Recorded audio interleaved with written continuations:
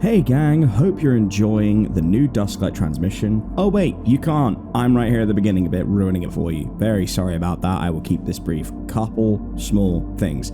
First things first, the NFC book is released. Much later than it should have been, but it's out. Paperback versions will be live by next week, probably on Monday. There was an issue with the KDP. In the meantime, the PDF and Kindle versions are available. If you do decide to get a copy, please let me know what you think, whether it's in the comments below on here, or leave a review on the page and let me know your thoughts. I've added in a playlist, both on Spotify and Apple Music, so you can get an example of the kind of music you want to listen to along with it. There is also an exclusive Aftermath chapter, and I've added in the additional Last Sin Eater chapter that leads into Season 2 of the NFC. So I'm really excited to have this finally out, and it was really fun to look back on work from 3.5 years ago and, see the improvements I've hopefully made.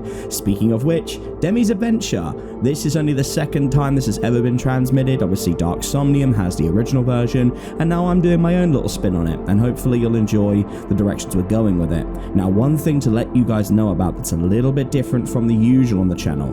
We are not going to be doing the normal Dusklight intros and outros until we do the full 3-parter as one piece at the end of it, and there's a reason for that. I'm doing something very different, a little bit cinematic, something special to honor the channel as we get close to 10,000 subs and the 2-year anniversary. So I know it's a little bit of a strange change, but for parts 1 today, 2 and 3 in the future, which are going to be on the Patreon before they come out on YouTube, obviously. If you want to support the channel, please check that out.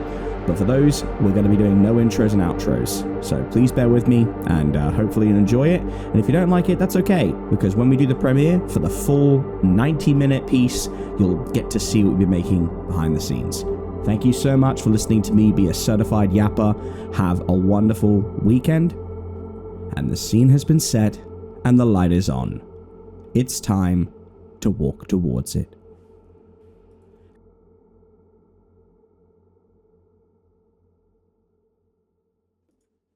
I put the coin in the machine. I feel the engraving beneath my fingertips, and I can tell it's from the early 2000s.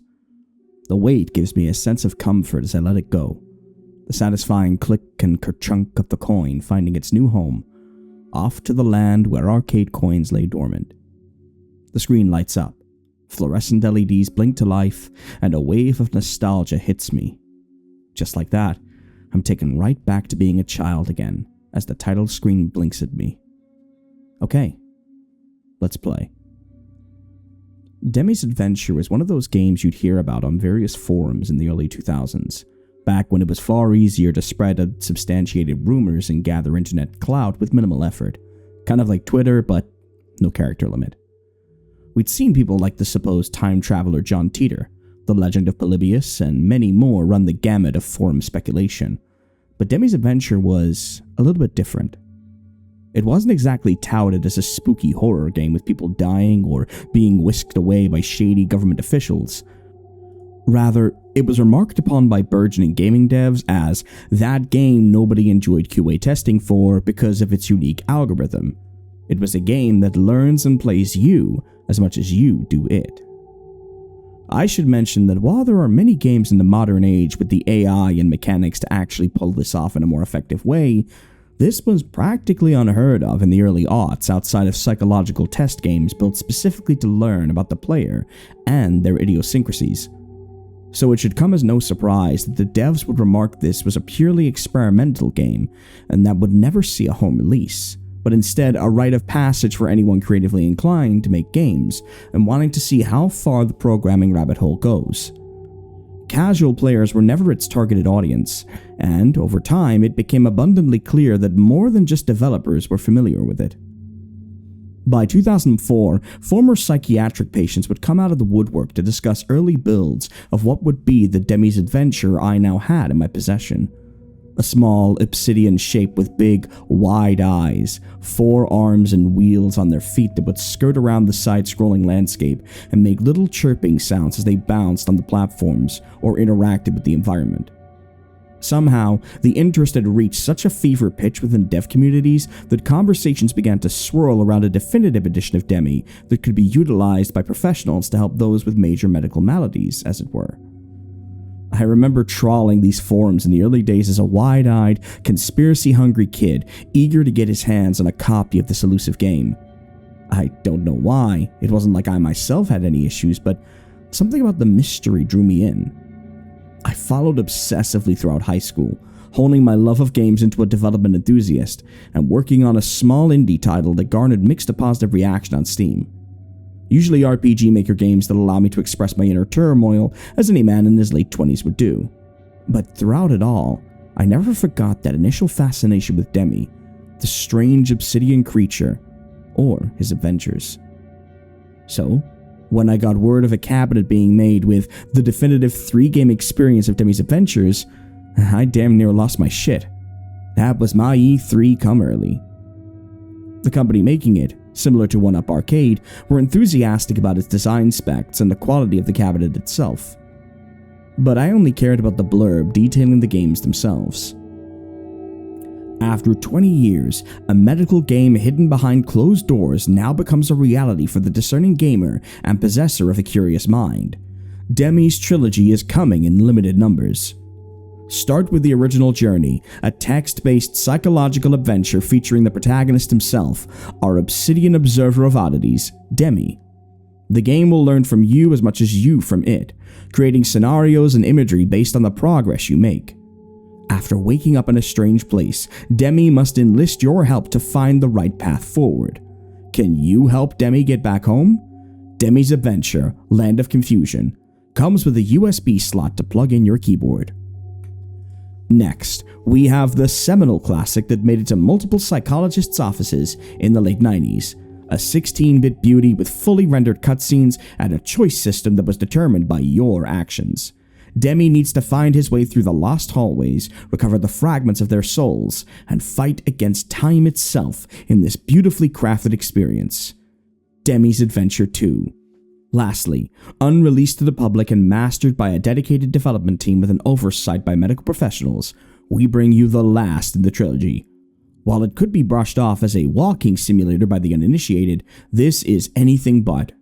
You must guide Demi through a series of scenarios, each more confusing and strange than the last, taking them on their final journey to see what is at the heart of their crash landing, the mysteries around their origin, and a way to get home. Demi's Adventure 3, Memento Mori, will shock every player and take them to a realm they've never been to before, a realm of true understanding. Guided by the higher voice, you will have a companion along the way to help you on this harrowing journey. We're sure you'll never be the same again once it's over.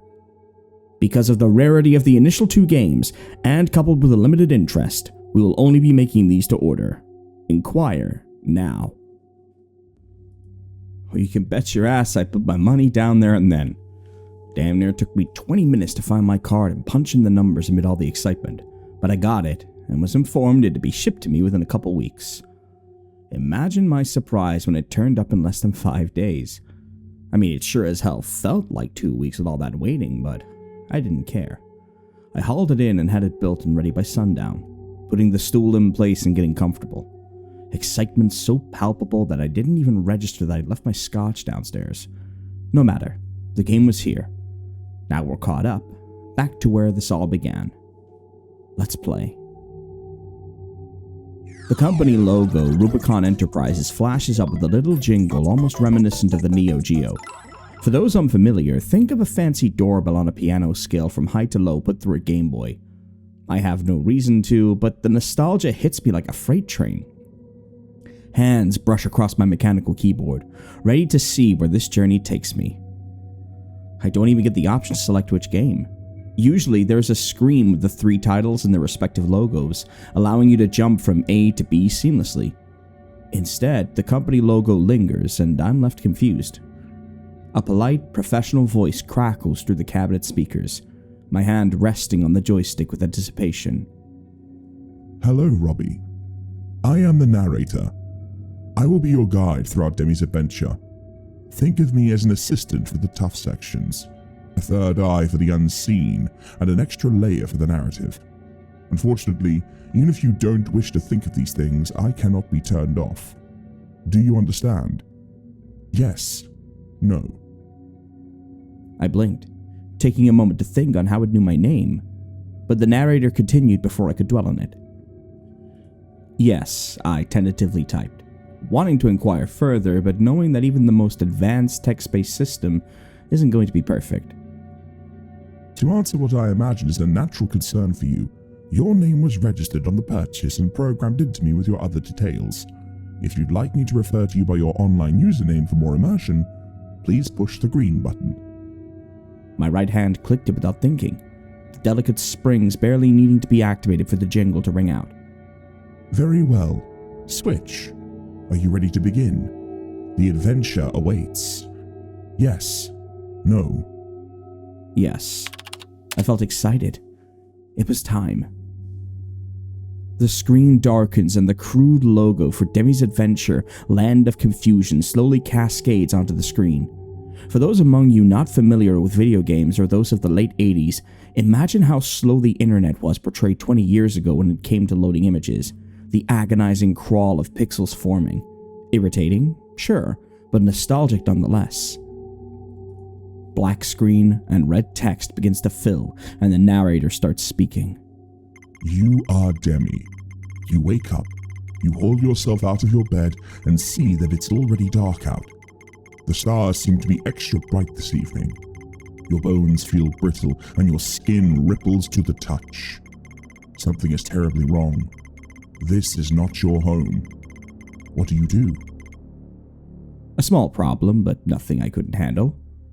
I typed in, "Investigate the house," and a small jingle played, indicating I made the right choice as fresh text cascaded down the screen. You walk through the hallway. It twists and undulates at your every footstep, as if it is trying to recoil from your presence. You do not understand why it hates you, or why you are in such a strange place. You want to go home. Your horns ache to the very touch, but you try to avoid going near them. Your thoughts turn to unpleasant truths. You elect to ignore them at this stage. As you pass a bay window, a pair of shimmering white owls fly towards you. What do? The game is making choices for me already. Not something I expected, but these kinds of psychological games are designed to test you, right? I took a moment to think, wondering if there was any symbolism in the hallway or the horns. Perhaps I'm a little devil in purgatory. In any case, I typed in my decision. Duck down and crawl, hoping at least the first couple of the early choices were fair. The game sent out another jingle, followed by a crashing sound. You duck down just as the owls swerve and smash into the window, one cracking its skull on the pane like a soft egg, sliding down with a long screech as the other drops out of view. You don't know why, but you feel guilt. This was unavoidable, but you somehow bear responsibility for the damage caused. You continue to crawl along until you spy a monolith hanging upside down from the ceiling, a large ocular shape at its center. It glistens and crackles. You think it is watching you closely. There is no other exit. What do? Strange. I can only imagine what the game's judgment is on me so far. Did I make a bad choice? Will I get a bad ending? Nothing for it now, I suppose. Shiny object almost always means a rare treasure, even if the risk is high. So, the natural option is steal the shape, I type, eager to see the outcome. The cabinet registers my response before a low, distorted boom rings out and jolts me in my chair. You attempt to get close, your spindly fingers stretching from their sockets in order to grasp the shining ocular shape within the monolith. Your mouth waters as you get closer. As your fingers wrap around enough to gain a firm grip, you feel resistance. The monolith does not wish to let you take its precious orb, its lifeblood. But you have made your choice and so must follow through.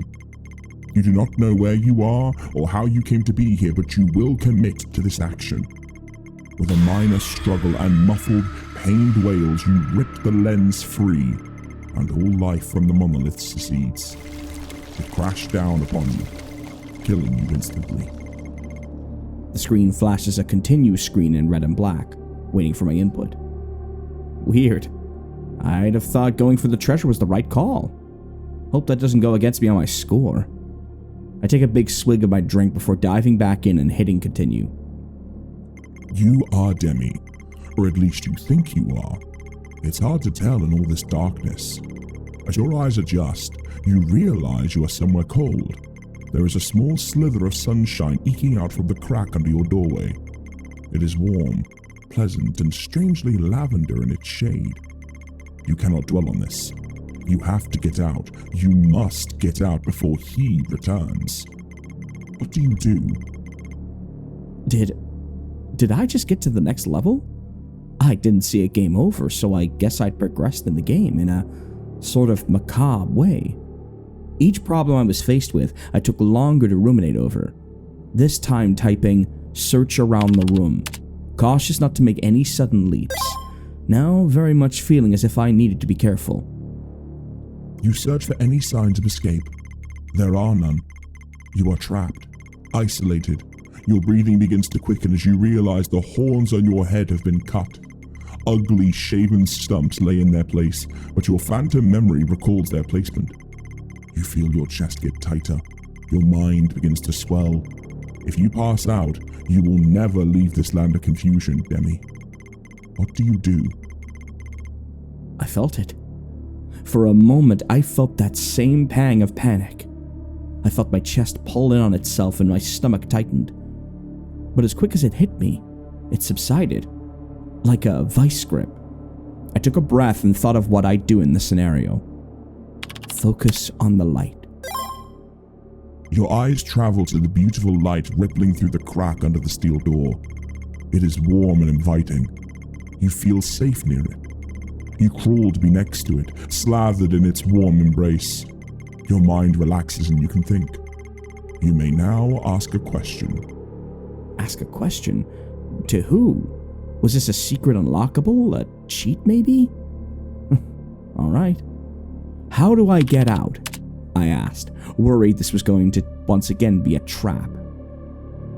To my surprise, an honest answer came back. Use your fingers to pick the lock. Demi is a skilled lockpicker. But hurry, someone is coming. Footsteps accompanied a soft, low drone as the screen waited for my input. God, it sounded so real. The sounds of echoing in the hallway are no different to that outside my apartment. Pick the lock. Demi focuses his mind and forms his fingers into the shape of a skeleton key. With precision and cunning, he successfully picks the lock and flings the door open, basking in the beautiful light on the other side. He is slowly escaping the land of confusion, one problem at a time. But the footsteps are getting louder. He is not far behind you now. You must steel yourself. The screen goes to black and a horrible, guttural, and bit-crushed chuckling rips through the speakers. I can feel malice behind the voice, and while my first sense is to compliment the designer for incorporating such an intense scene, the next instinct is that of fear. The sound of rushing text and pixels fills my screen. At first it seems to be an error, unstructured gibberish running wild. But as it fills out, I look closer and make out the individual words. It's my name. Switch, over and over again, forming the pattern of a larger set of letters. R-U-N. Without thinking, fingers punch in those three pivotal letters as the sounds of heavy breathing and frantic running fill the speakers. More text appears. You dart down a hallway, the lights flickering behind you. He is getting close. There are several rooms lining this hallway, all carrying creatures like you, but none of them are coherent. You hear only moans and groans. Confusion is palpable in the air, and with every moment you linger, you feel your world grow hazier. There is a fork at the end. Which way do you go? Left? Right? Straight ahead? Left. Sweat trickles down my brow. I feel like I'm being chased. You pivot on your heel to the left, the moans of those you leave behind filling you, suffocating your ears, but you push on. You have to get out. He hears your footsteps and begins zoning in on your direction.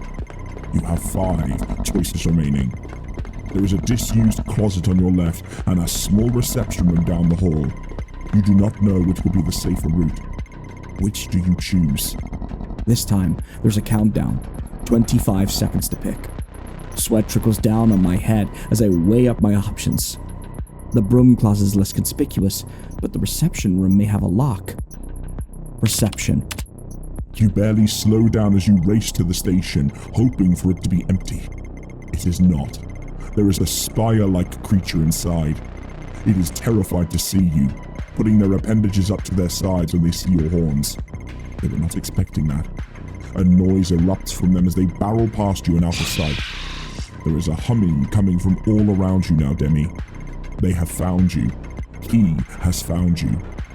You have 4 choices remaining. What do you do? Lock the door. My hands feel sweaty, clammy, and I have the urge to glance at my own door behind me to ensure that it's shut. I don't know why. You push the door shut as an angry voice echoes down the hall, calling your name. The humming is growing in force.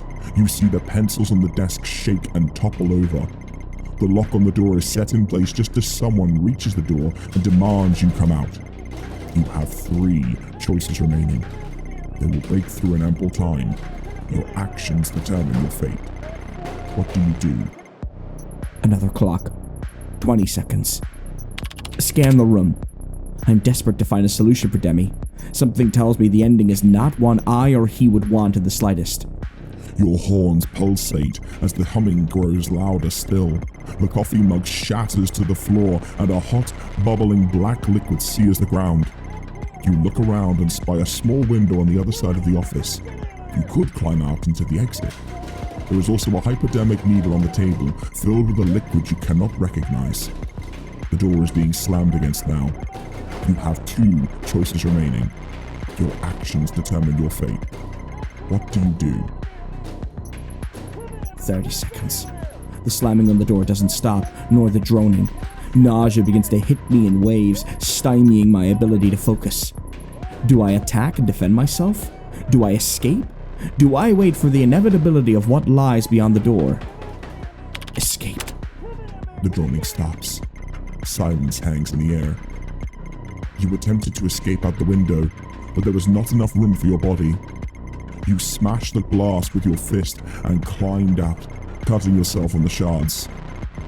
Your blood trail is easy to follow, but the door is still being rammed on. They appear to have not heard the sound of your escape. Your left hand grips your wound, still bleeding profusely. Your right holds the needle you snatched as you escape. Your exit is in front of you, but a small creature is standing in the way. It looks similar to you. Another Demi, perhaps. It has beautiful horns and its obsidian skin glistens. It does not see you. It does not appear to see anything. Your exit is only a few moments away, and your indecision will cost you a release from the land of confusion. You have 1 choice remaining. Your actions determine your fate. There's a long pause, the cursor flashing as if weighing the gravity of the situation before the narrator asks, in an almost curious tone, What do you do? Another clock, counting down from 45. In this moment, I can picture it. The smaller version of Demi, oblivious to the world around them. Maybe they're blind, perhaps they're just distracted by the banging. But it doesn't matter. A bloodied, broken, desperate Demi is bleeding as he lurches towards them, a weapon in hand and a decision to make. I don't know what is back at that door, but every fiber in my being tells me I must escape. 30 seconds. Am I ready to do this? What does this say about my character if I do? I know it's not real, that it's just a game, so why does this upset me so much? Why do I feel that pang of guilt and hesitancy? We kill things in video games all the time. How is this any different? 15 seconds. I know what is the right decision, but what do I do? What would I really do at that moment? The seconds chip away. I rack my brains to find a phrase that somehow, some way makes for the best possible situation. Release Demi. Are you sure? Yes. No. 10 seconds. Yes. I typed it more than once, hands shaking. Your actions will determine your fate. Confirm. Yes. No. 5 seconds. Yes! I slammed my finger down, threatening to break it. The clock stops. There's a momentary pause. You take steps towards the unsuspecting smaller Demi. You are determined and resolute. Your exit from the land of confusion is just in front of you. They won't even feel it. The banging on the door, the droning, all of it fades as you focus on the task at hand. A quick jab of the needle into their neck and a deft push on the plunger sends the little Demi into convulsions on the floor. They are freed. You push on to the exit, and within a few moments of struggling, you are free from the land of confusion. A small jingle plays as the static "Congratulations" appears on the screen, filling me with absolutely zero accomplishment. I stand up and put my head in my hands, a horrible wave of guilt rushing through me. Pain rose from the pit of my stomach and lodged itself firmly in my chest before I pushed it back down. I looked out the window, over the garden, and observed the neighbors going about their business. Was it really getting close to dusk already? It certainly didn't feel like I'd been playing all afternoon. Switch. It's time for the second game.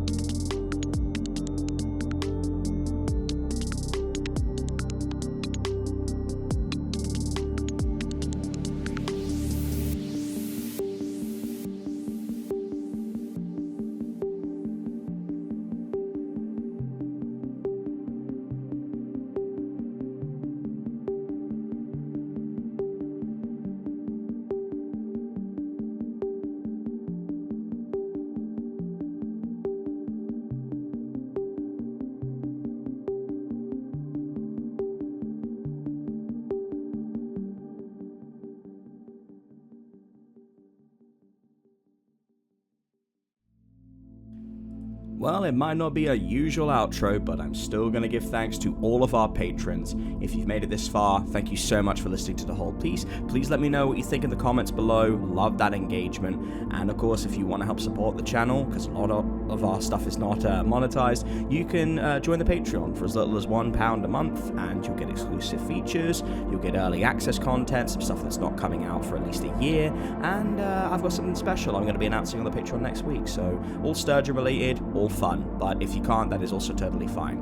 So first and foremost, I want to thank our Sturgeonite faithfuls: Ashabel, Haley Clark, PRDDL12, Sabrina Alexander, Jason Webb, Larry W, and Casper Norin. Our Purple Crayon Eaters: Amara, Julia Krager, Candyman Gloving, Max Square, Feeny Von Karma, Human Borders, Death31, and Heather Cayley. Our Janitors: Alex Nunez, Amy Shan, Scott, Arkham Cookie, and Sabila Clips. Our Nightmare Detectives: Adrian Rodriguez, Ethan Nelson, Fox Clifford, and Gianni Di Lorena. Void Walker Professor Creepypasta, and of course, our Blackwell family: Jackal Blackwell, Clue Blackwell, Tabitha Blackwell, and Papakayo Blackwell.